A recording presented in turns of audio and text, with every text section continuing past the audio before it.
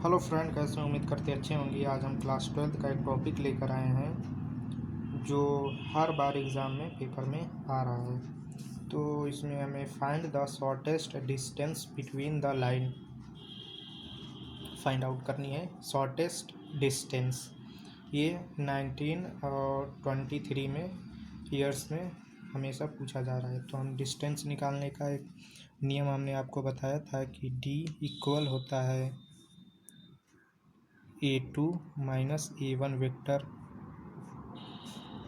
Dot B1 into B2 vector.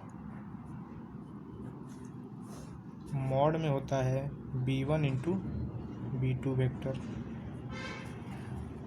अगर हमें shortest distance अगर कह रहा है फाइंड आउट करने के लिए तो हम ये नियम लगाएंगे, रूल A2 माइनस A1। और इसमें ये देखिए, ये जो होती है ये A1 होती है, ये पूरा A1 होता है, और ये A2 होता है, और ये B1 होता है, और ये B2। इससे हमें कोई मतलब नहीं होता। ये A1 है, ये A2 है, B1 ये B2 है। अब हम क्या करेंगे, A2 माइनस A1 करेंगे। A2 माइनस A1, ठीक है। तो A2 से A1 को घटाएंगे तो 3 में से 1 को घटाएंगे तो क्या आएगा, 2i, ठीक है। 2i आया। फिर उसके बाद घटाएंगे, माइनस करेंगे तो j आएगा। फिर माइनस का 1k आएगा, ठीक है। A2 माइनस A1 हमें निकल गया। अब हमें निकालना है कि B1 into B2 find out करनी है। तो इसके लिए हम इसको निकालने से कोई मतलब नहीं है, क्योंकि देखिए यहाँ पे 2 3 6 ये दोनों इक्वल हैं। इसका मतलब है कि 2 लाइन पैरेलल हैं, तो इसमें कोई एक ही हम वैल्यू रख लेते हैं। अगर हम इसका वैसे निकालते हैं B1 इंटू B क्रॉस करके, तो इसका जो वैल्यू आएगी वो 0 ही आएगी। तो इसलिए हम डायरेक्ट यहाँ पे, अगर 2 लाइन पैरेलल होती है तो इसका एक नियम होता है, रूल होता है। क्या होता है, वो होता है A2 minus A1 vector into B vector और मॉड का B वेक्टर। ये होता है रूल। अगर 2 लाइन पैरेलल हों तो इसी में हम वैल्यू रख देंगे और फाइंड आउट करेंगे। तो B मॉड क्या निकलेगा, मॉड यहाँ पे 2 3 6 है, इसी का वेक्टर को रूट लगा देंगे तो 2 स्क्वायर प्लस 3 का होल स्क्वायर प्लस 6 का होल स्क्वायर। यहाँ से क्या आया, ये आएगा 4, ये आएगा 9 और प्लस का 36।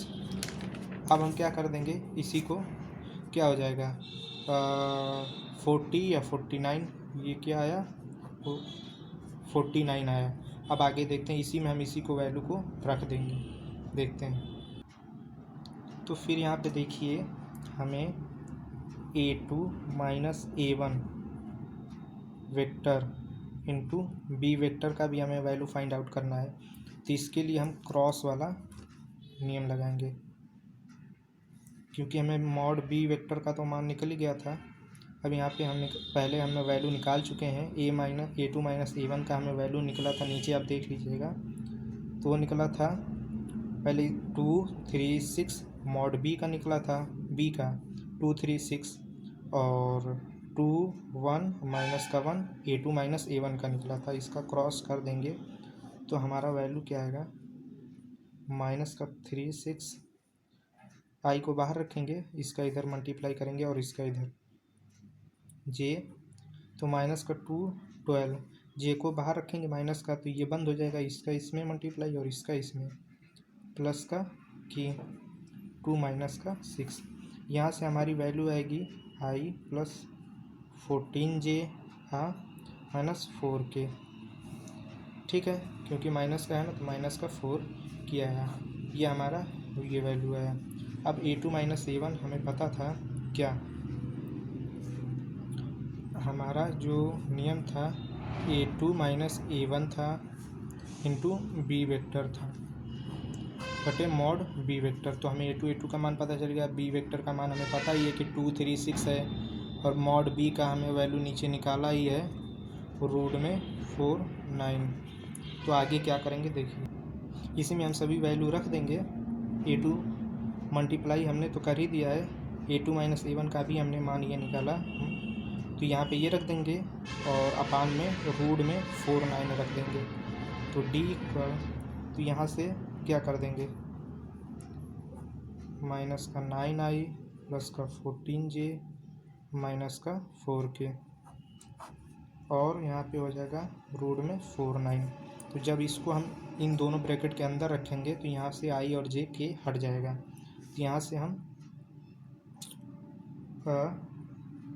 क्या करेंगे,